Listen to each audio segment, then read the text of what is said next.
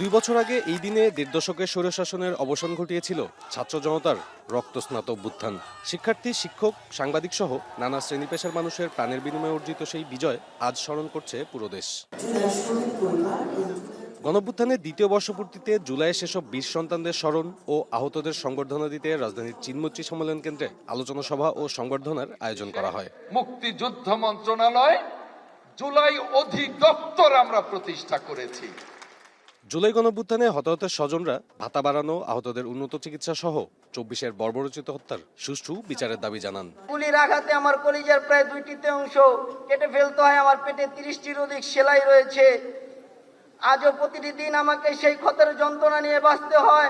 2 বছর 18 দিন আমি চোখে দেখতে পাই না, আমি একদম অন্ধ। আসলে দেখতে না পারার যে আর্তনাদটা, দেখতে না পারার যে বেদনাটা, সেটা আসলে যে দেখতে পায় না সে বুঝতে পারবে। যারা অংশগ্রহণ করলো দেশের জন্য, অন্তত তাদের জন্য একটা স্যালুট আমি মা হিসেবে দিয়ে যাচ্ছি।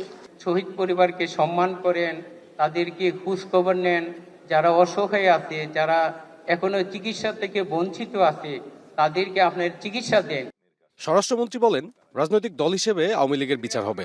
দেশের মানুষ আওয়ামী লীগ প্রশ্নে ও ফ্যাসিবাদের বিরুদ্ধে এক বলেও মন্তব্য করেন তিনি। যারা জুলাই চেতনার উপর নির্ভর করে রাজনীতি করছে, সেই রাজনীতি করা যাবে না। 71-এর চেতনাকে বিক্রি করতে করতে ফ্যাসিবাদী শেখ হাসিনা দিল্লি যে বসে আছে। আমি অনেকবার বক্তব্য দিয়েছি, শেখ হাসিনা এবং আওয়ামী লীগের রাজনৈতিক মৃত্যু হয়েছে ঢাকায়, দাফন হয়েছে দিল্লিতে। কেন বলেছি?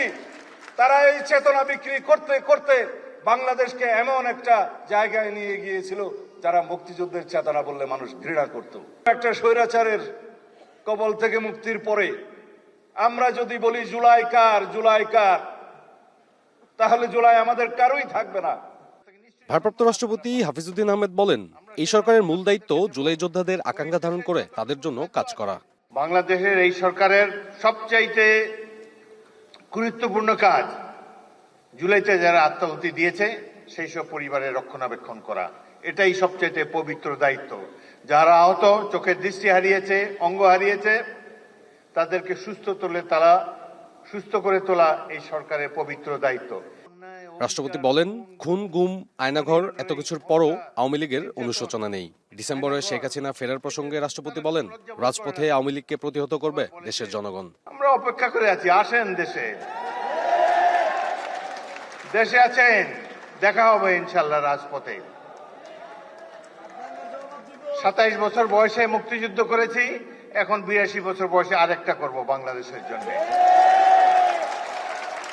বাংলাদেশের জনগণের শাসন, গণতন্ত্র চিরস্থায়ী করে যাব আমরা। আন্দোলনের ছবি আর ভিডিও যখন সীমানা পেরিয়ে বিশ্বের এদিন অনুষ্ঠানে মুক্তিযুদ্ধ মন্ত্রণালয় বানানো 24-এর জুলাই আগস্টে গণ আন্দোলনের ওপর একটি প্রামাণ্যচিত্র প্রদর্শনের পর হট্টগোলের সৃষ্টি হয়। প্রামাণ্যচিত্রে 24-এর আন্দোলনকারীদের যথাযথভাবে তুলে ধরা হয়নি বলে অভিযোগ করেন এনসিপি নেতারা। এ সময় রাষ্ট্রপতি, উপস্থিত কয়েকজন মন্ত্রী, বিভিন্ন দেশের রাষ্ট্রদূত ও 3 বাহিনীর প্রধানদের উপস্থিতিতে উত্তেজনা দেখা দেয়। এক পর্যায়ে অনুষ্ঠান ত্যাগ করেন এনসিপির সদস্য সচিব আক্তার হোসেন সহ কয়েকজন নেতা। আপনারা শহীদ পরিবারদের জন্য কি করেছেন? কিছুই করেন নাই আপনারা। সাব্বির রোজ, এখন, ঢাকা।